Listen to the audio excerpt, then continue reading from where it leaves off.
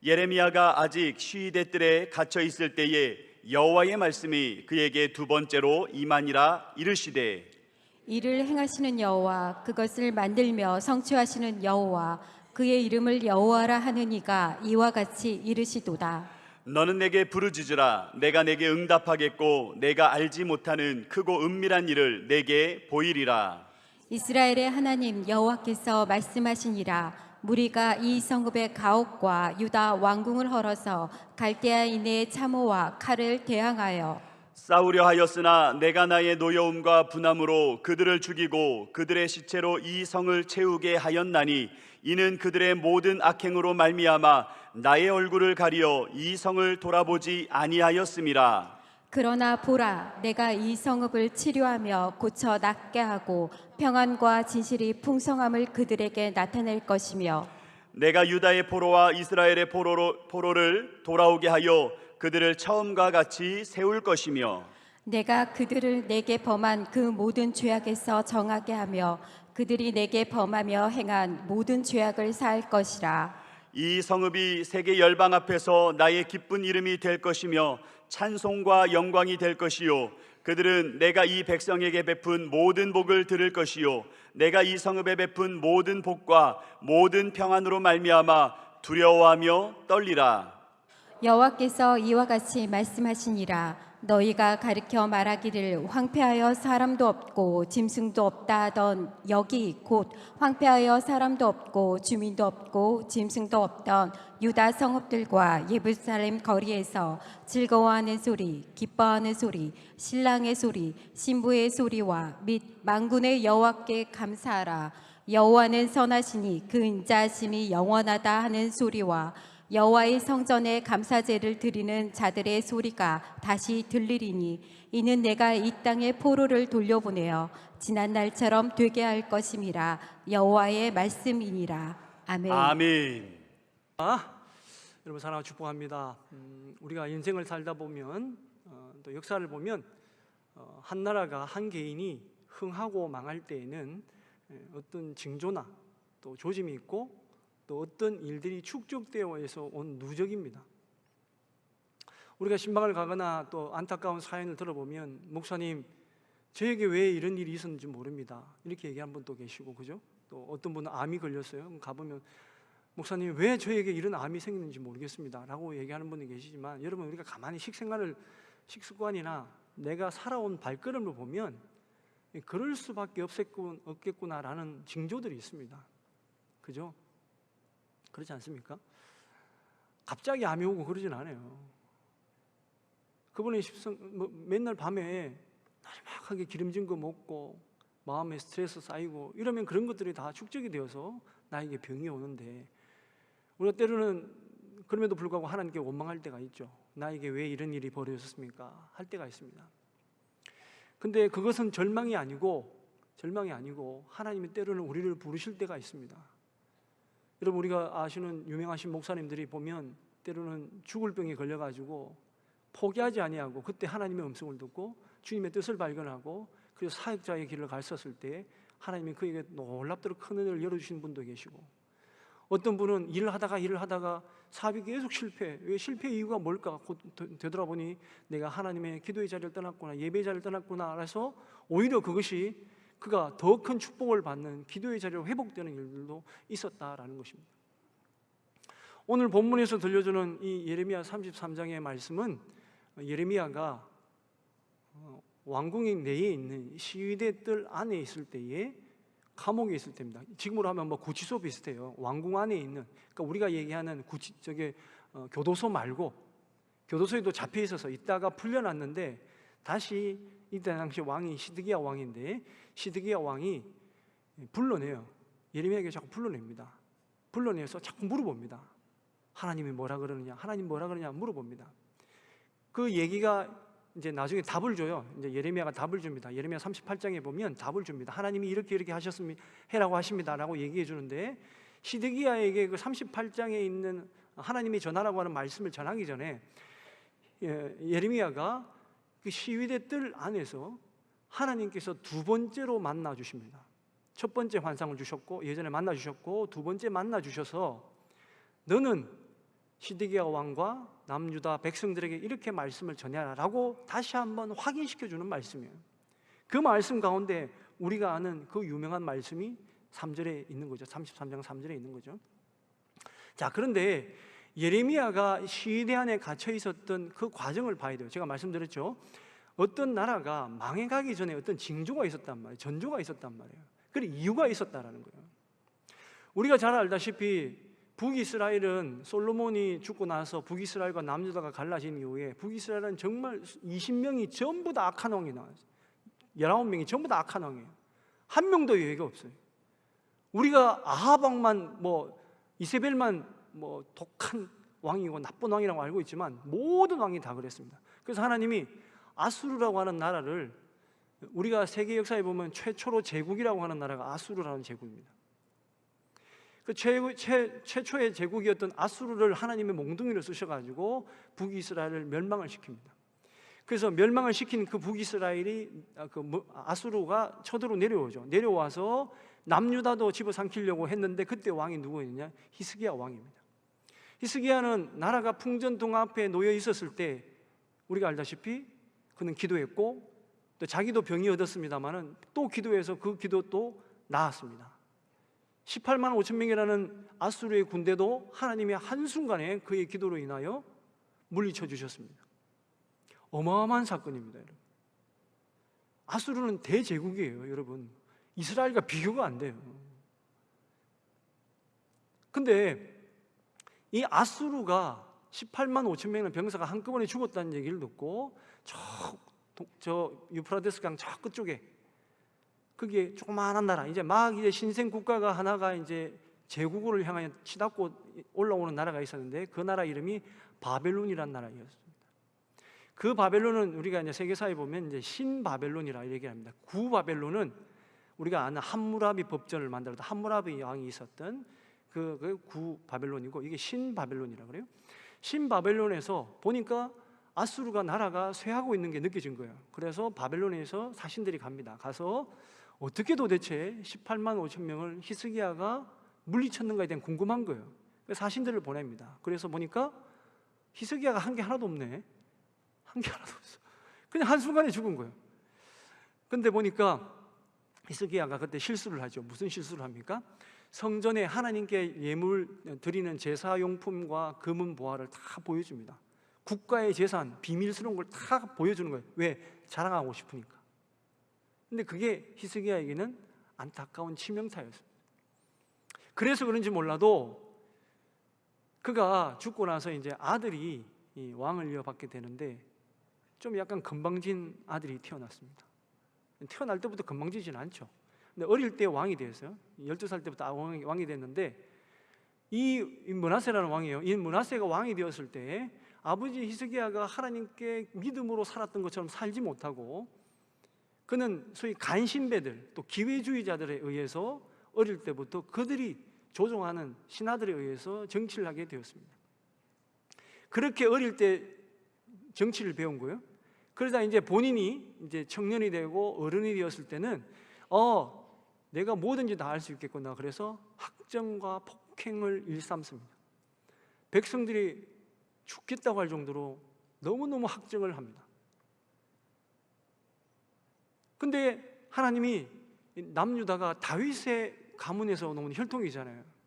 하나님 복 주시겠던 이 유다 나라를 하나님 그래도 사랑하셔서 선지자들을 보냅니다. 선지자들을 보내지만 선지자들을 또 죽이고 학대하고 주의 말씀을 듣지 않습니다. 이게 나라가 망하는 첫 번째 이유 중에 하나입니다. 주의 말씀을 듣기 싫어요. 주님 보낸 선지자들을 싫어요.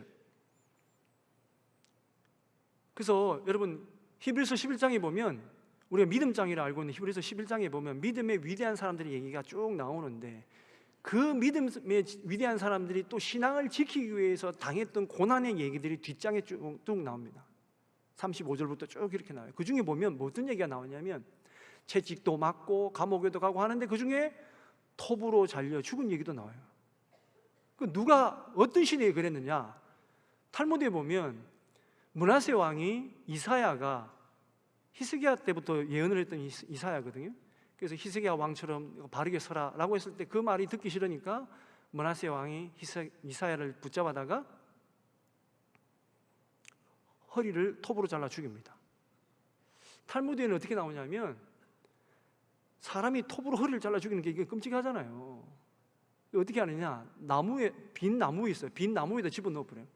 그러니까 그 잘라 죽이는 병사들로 하여금 좀 죄성이 좀 이렇게 감해져라고 잘라 죽이는 거예요. 피가 질질 흐르겠죠.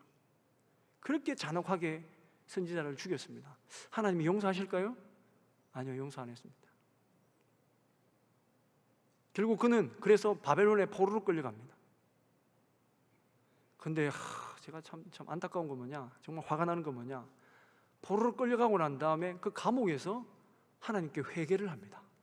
55년 동안 내가 잘못한 것에 있어서 하나님께 회개를 해요. 그냥 드라마 같으면 거기서 죽어야 되는데, 그래 스토리가 깨끗한데 화가 확 나는 거예요. 하나님이 이렇게 평생 나쁜 짓 하다가 마지막에 주님 돌아가시기 전에 주님 죄송합니다, 잘못했습니다. 때로는 그렇게 용서하고 하나님이 용서해 주는 보면 화가 확 나잖아요.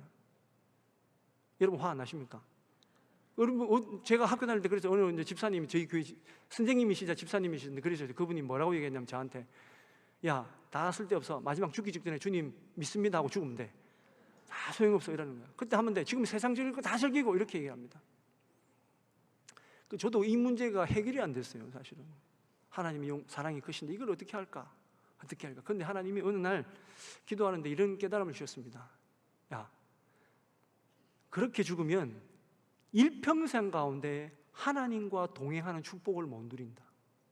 하나님이 순간순간 부어주시는 은혜를 못 누린다. 천국을 죽어서만 느끼고 이 땅에서 살아 천국을 못 느낀다. 이게 더 축복이지 뭐. 그렇지 않습니까, 여러분?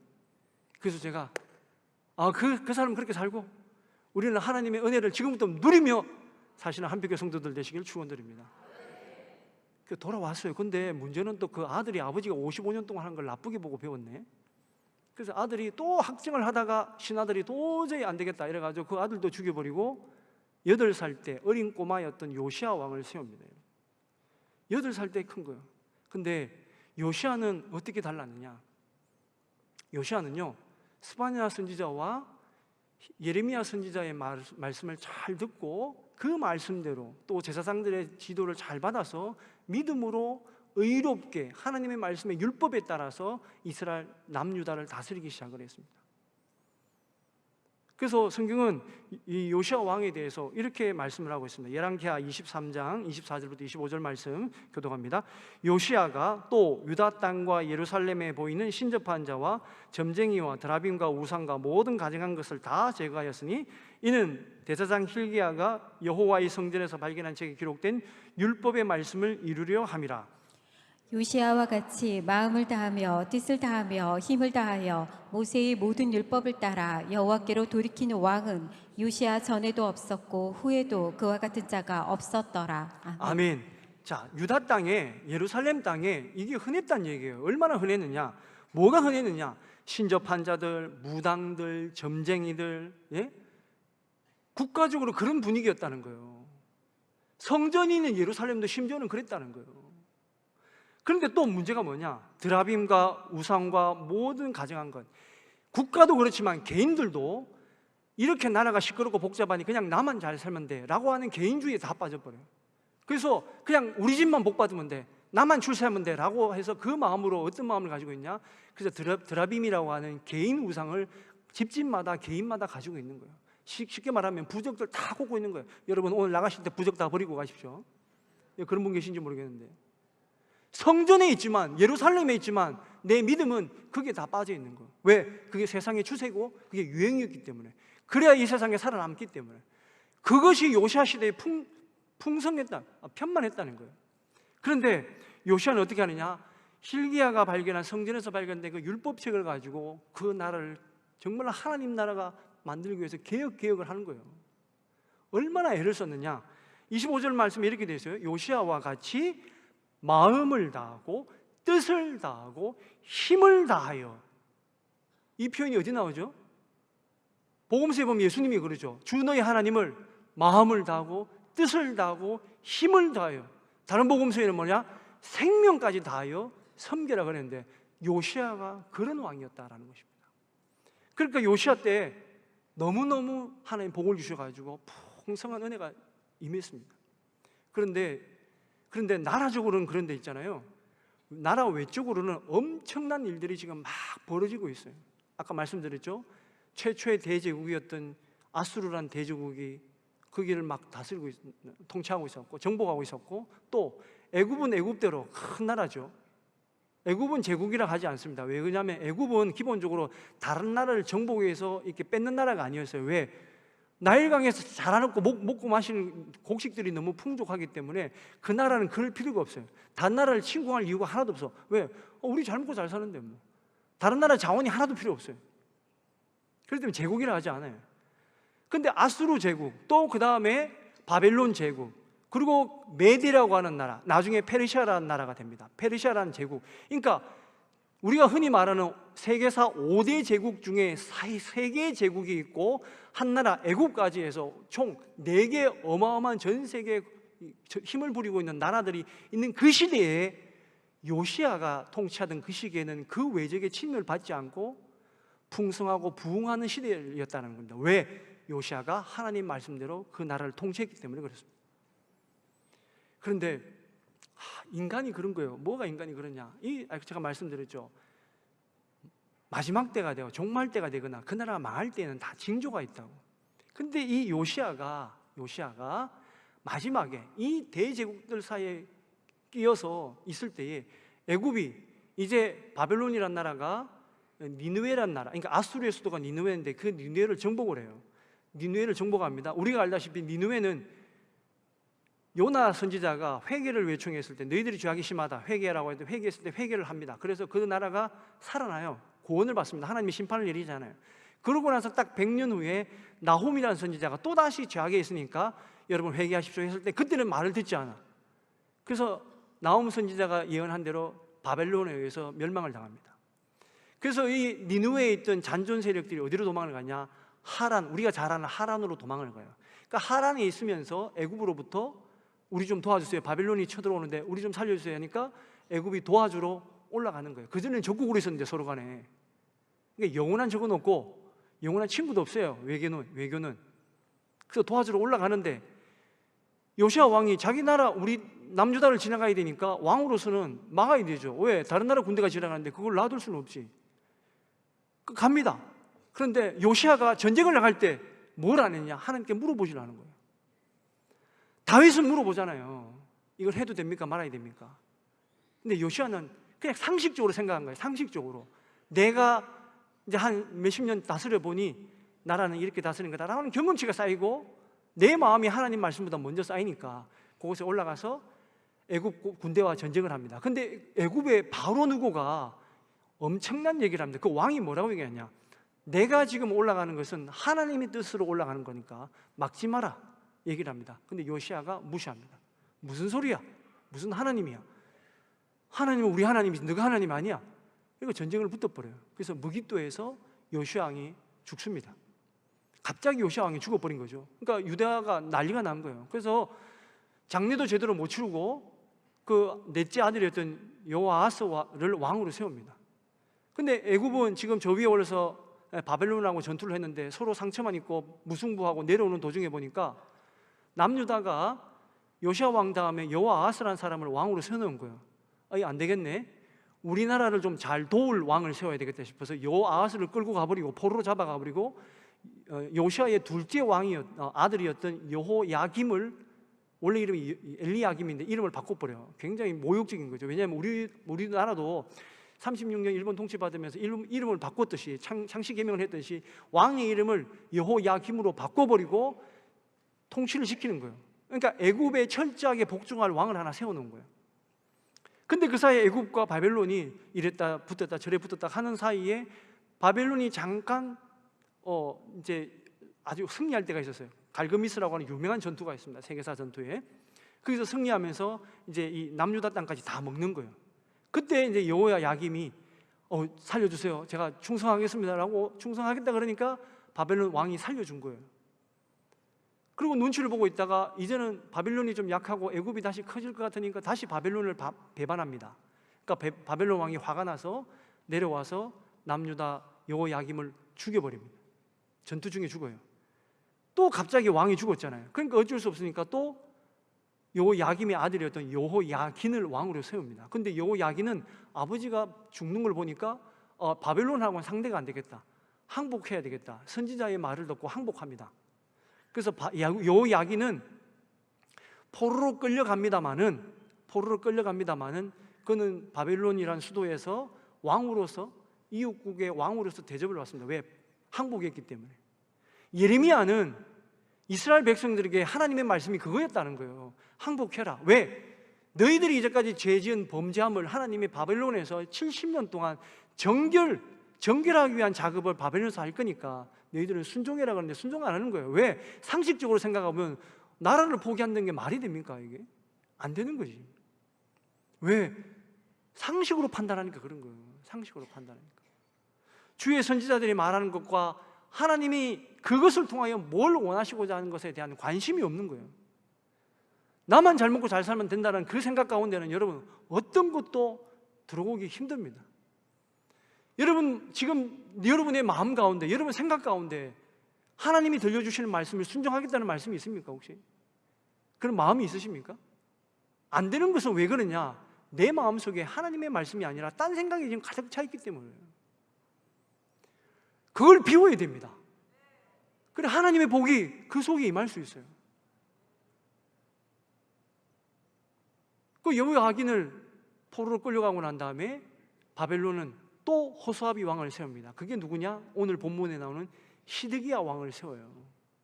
근데 시드기야 왕은 계속 이스라엘 유다 백성들이 압박을 가합니다. 너는 우리 정통 왕이 아니야. 우리가 세운 왕이 아니야. 너는 바벨론이 세운 왕이야. 이래가지고 무시했어요. 무시하니까 더 학정을 하고 또 조공을 바친다고 더 많이 학대하고 또 학대했습니다.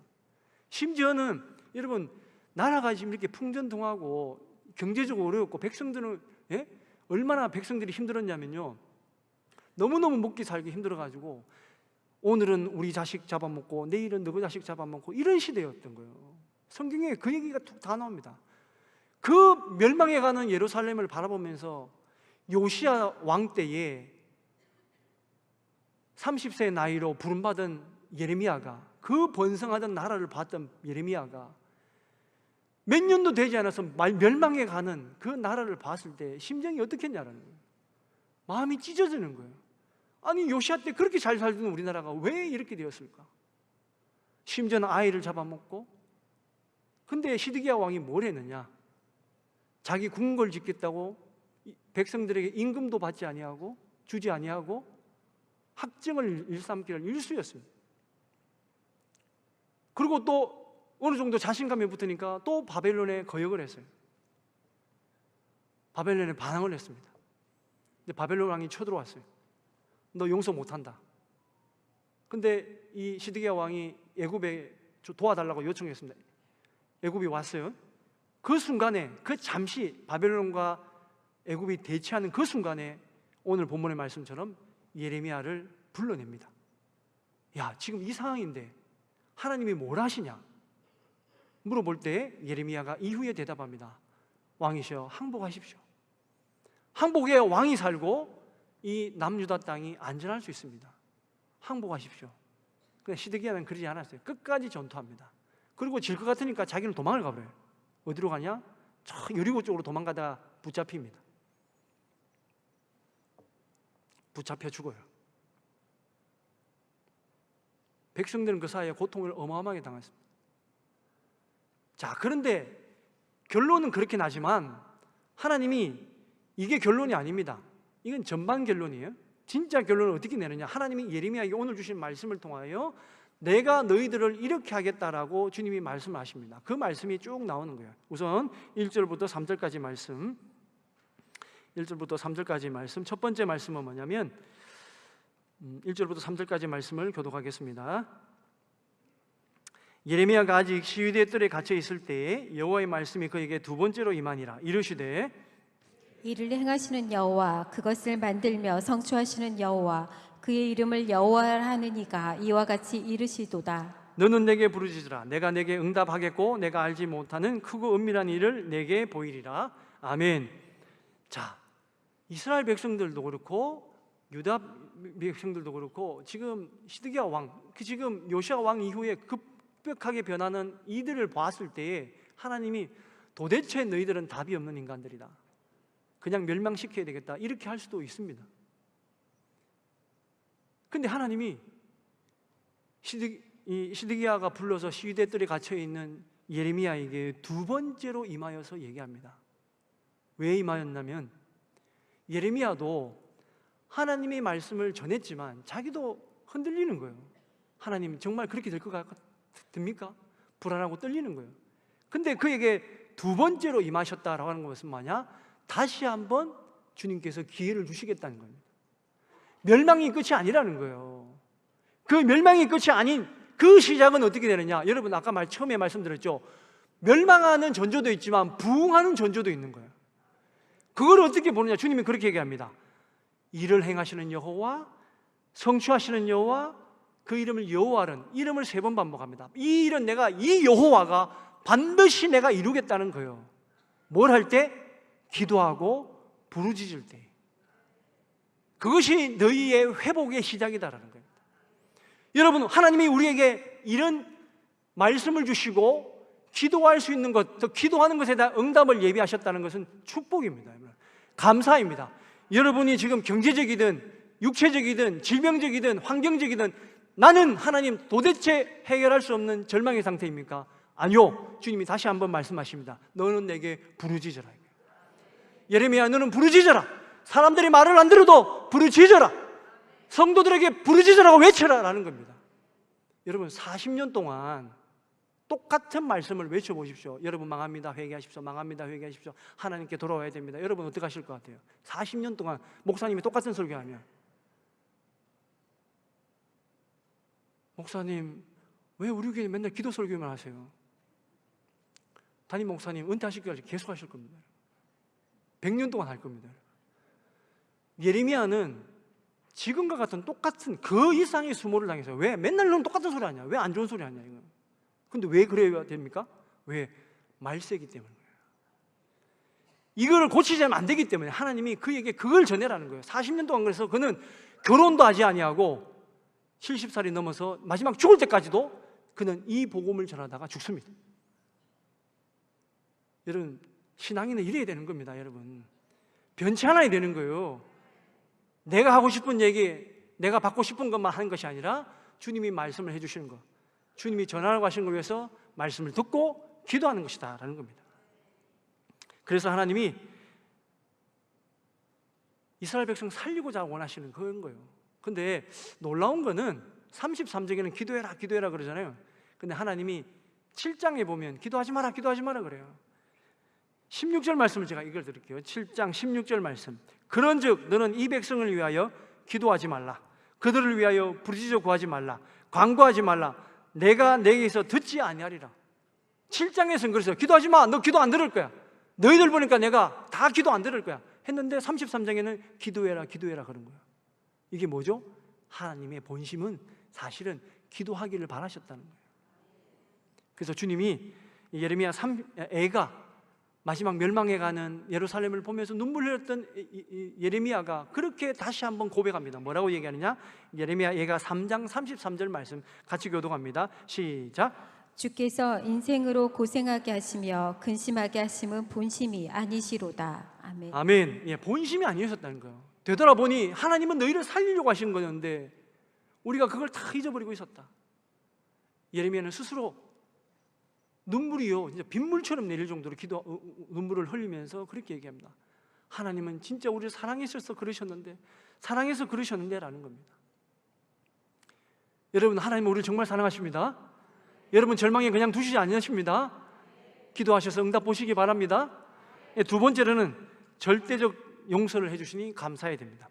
4절부터 7절까지 말씀 교독합니다. 이스라엘의 하나님 여호와께서 말씀하시니라. 무리가 이 성읍의 가옥과 유다 왕궁을 헐어서 갈대아인의 참호와 칼을 대항하여 싸우려 하였으나 내가 나의 노여움과 분함으로 그들을 죽이고 그들의 시체로 이성을 채우게 하였나니 이는 그들의 모든 악행으로 말미암아 나의 얼굴을 가리어 이성을 돌아보지 아니하였음이라. 그러나 보라, 내가 이 성읍을 치료하여 고쳐 낫게 하고 평안과 진실이 풍성함을 그들에게 나타낼 것이며 내가 유다의 포로와 이스라엘의 포로를 돌아오게 하여 그들을 처음과 같이 세울 것이며. 아멘. 자, 유다 백성들이 바벨론과 맞닥뜨렸을 때 그러면 히스기야가 아수르와 대적했던 것처럼 싸우면 되죠, 막으면 되죠 라고 하잖아요. 그런데 성경은 뭐라고 얘기했냐? 그들의 악한 행위로 말미암아 하나님의 얼굴이 이 남유다에게 비춰야 될 하나님의 얼굴이 가리워졌다라는 거예요. 우리가 민수기 6장에도 보면 대제사장들이 축복기도 할 때 뭡니까? 하나님의 얼굴이 여러분에 있기를 바랍니다. 왜? 하나님의 눈길이 가면 응답받고 능력받고 기적이 일어납니다. 그런데 하나님의 눈을 누가 가렸느냐? 이스라엘 백성들이 그 죄악으로 막아버려요. 성경에는 뭐라 하느냐? 죄악을 성벽처럼 막았다 그런 거예요. 그러니 하나님이 도와줄 수가 없는 거예요. 도대체 답이 없는 거예요. 내가 그 벽을 허물든지 해야 되는데 영적인 감각이 다 죽었기 때문에 할 수 없는 거야. 그런데 하나님이 절대적인 그분의 무조건적인 사랑으로 다 용서해 줍니다. 용서해 준다고요. 7절에 그러잖아요. 그러나 보라 너희들을 회복시켜 주겠고 풍성하게 하겠고 돌아오게 하겠고 치료해 주겠다라는 겁니다. 그래서 우리가 하나님께 빌 거는요, 하나님 외마디만 질러도 돼요. 우리가 때로는 너무 부끄럽잖아요. 하나님께 너무 체면도 없는 것 같고 염치도 없는 것 같아서 그러잖아요. 근데 하나님이 그 마음을 다 아신다는 거예요. 그 가운데 절대적인 용서함이 있다라는 것입니다. 여러분, 지금 솔직히 말해서 제나 여러분이 구원 받습니까? 구원 받을 수 있습니까? 구원 받을 수 있습니까? 그 구원에 여러분이 뭘 했습니까? 여러분이 뭘 하셨어요? 내가 지옥이 아닌 천국으로 하나님이 예비하신 영원한 복락으로 가는 영원한 생명을 누리는 그 구원에 여러분이 한 게 뭐 있습니까? 여러분 구원 받는다 그랬잖아요. 구원 받을 수 있다 그랬잖아요. 근데 여러분이 한 게 뭐 있습니까? 아무것도 없습니다. 전적인 하나님의 사랑입니다. 십자가에 달려서 홀로 피 흘리셨던 그분의 사랑입니다. 그런데 그럼 우리는 뭘 해야 되느냐? 그럼 나는 뭘 해야 됩니까? 맨날 신세 한타령하고 있을 겁니까? 아니면 주의 뜻을, 주님의 기쁨이 되는 사람으로 살아가시겠습니까? 또 이 기쁨의 소식을 다른 이에게 전하시겠습니까? 내 가족들, 내 친척들, 내 눈에 밟히는 수많은 사람들에게 이 복음을 전하시겠습니까? 우리는 하나님의 은혜에 찬송의 가사처럼 10,000분의 1이라도 갚으려 그러면 그분이 원하시는 걸 그래도 10,000분의 1이라도 이 땅에 있으면서 갖고 살아가야 되지 않겠냐? 그게 믿는 자의 도리라는 것입니다. 세 번째로, 하나님은 주신 말씀은 반드시 지켜주신다. 그것을 감사해야 된다. 자, 8절 9절 말씀. 내가 그들을 내게 범한 그 모든 죄악에서 정하게 하며 그들이 내게 범하여 행한 모든 죄악을 사할 것이라. 이 성읍이 세계 열방 앞에서 나의 기쁜 이름이 될 것이며 찬송과 영광이 될 것이요 그들은 내가 이 백성에게 베푼 모든 복을 들을 것이요 내가 이 성읍에 베푼 모든 복과 모든 평안으로 말미암아 두려워하며 떨리라. 아멘. 자, 이 말씀은 완성이 될 말씀일까요? 완성이 안 될 말씀일까요? 네, 완성이 될 말씀입니다. 왜요? 누가 했죠? 네, 주님이 하셨기 때문입니다. 하나님이 하셨기 때문에 그렇습니다. 여러분, 우리가 영어의 호프라고 하는 단어는 다 희망이라고도 번역하기도 하고 소망이라고도 번역도 하기도 합니다. 근데 우리가 희망이라는 것은 어떤 거냐면 인간은 희망을, 동물과 다른 것은 인간은 희망이 있기 때문이다라는 거죠. 그렇게 얘기하는 사회심리학자도 있습니다. 그런데 희망은 뭐냐? 희망은 먼 미래에 아니면 가까운 미래에 이루어질 수도 있고 안 이루어질 수도 있는데 이루어진다라고 하는 긍정적인 마음을 가지고 노력하면 이루어진다라는 거예요. 그래서 열심히 노력해봐라, 된다, 그런 거죠. 근데 이루어질 수도 있고 안 이루어질 수도 있습니다. 그래서 우리가 쓰는 말 중에 희망 고문이라는 게 있어요. 실제로는 안 일어날 것 같기도 한데 막 된다 이래가지고 그 사람의 마음을 도둑겨 가지고 일을 하게끔 하고 억지로 일을 하게끔 하고 막 그런 거 있죠. 그걸 희망 고문이라고 그러잖아요. 근데 여러분 소망 고문이라고 들어보셨어요? 소망 고문이라고? 못 들어보셨죠? 왠 줄 아세요? 소망은 고문이 없습니다. 소망은 하나님이 우리에게 약속해 주신, 하나님이 약속해 주셨기 때문에 반드시 이루어진다라는 겁니다. 그래서 오늘 말씀은 반드시 이루어지는 말씀이에요. 여러분에게 주시는 하나님의 말씀은 반드시 이루어지는 말씀입니다. 희망 고문에 살지 마시고 하나님께 소망을 두고 사시는 여러분 되시기를 축원드립니다. 네 번째는 지금도 나에게 하나님이 지금도 나에게 기회를 주신 것에 대해서 감사해야 된다라는 겁니다. 10절 12절 말씀 같이 읽습니다. 시작. 여호와께서 이와 같이 말씀하시니라 너희가 가르쳐 말하기를 황폐하여 사람도 없고 짐승도 없다 하던 여기 곧 황폐하여 사람도 없고 주민도 없고 짐승도 없던 유다 성읍들과 예루살렘 거리에서 즐거워하는 소리, 기뻐하는 소리, 신랑의 소리, 신부의 소리와 및 만군의 여호와께 감사하라. 여호와는 선하시니 그 인자하심이 영원하다 하는 소리와 여호와의 성전에 감사제를 드리는 자들의 소리가 다시 들리리니 이는 내가 이 땅에 포로를 돌려보내어 지난 날처럼 되게 할 것임이라. 여호와의 말씀이니라. 아멘. 자, 이 말씀을 주시면 하나님이 그렇게 해주시겠다는 건데 이 말씀은 우리에게도 적용이 됩니다. 이 기쁨의 소리에 만군의 여호와께 감사하면서 다시 제사의 감사제로 회복하는 것은 우리에게도 하나님이 두신 동일한 기회인 거다라는 겁니다. 여러분 절망하지 마십시오. 하나님이 기회는 주십니다. 지금이 기회일 수 있습니다. 여러분의 기회가 지금일 수 있습니다. 결단해야 됩니다. 판단을 제대로 해야 됩니다. 내 판단하기 어려워요. 하나님께 맡기셔야 됩니다. 오늘 이 시대를 살아가는 때로는 힘든 분들, 어렵고 힘든 분들, 절망 가운데 있는 분들, 그러나 여러분 하나님의 눈은 우리를 놓치지 않고 계심을 기억하십시오. 하나님의 손은 언제나 뻗어져 있습니다. 그 손을 잡기만 하면, 주의 음성을 올바로 듣기만 한다 그러면 우리는 그분을 쫓아, 그분을 따라 영원한 안식에, 영원한 평안 가운데, 영원한 축복 가운데 임할 줄로 믿습니다. 한 주간 가운데 가족들과 만나면서 이런 절망 가운데서 우리 이겨냅시다. 우리 여러분, 우리 가족 여러분 이겨냅시다. 주님을 따릅시다. 그래서 우리도 30배, 60배, 1000배의 복을 누리는 믿음의 민문가민이 됩시다 라고 하셔서 기쁨의 감사절을 보내시길 간절히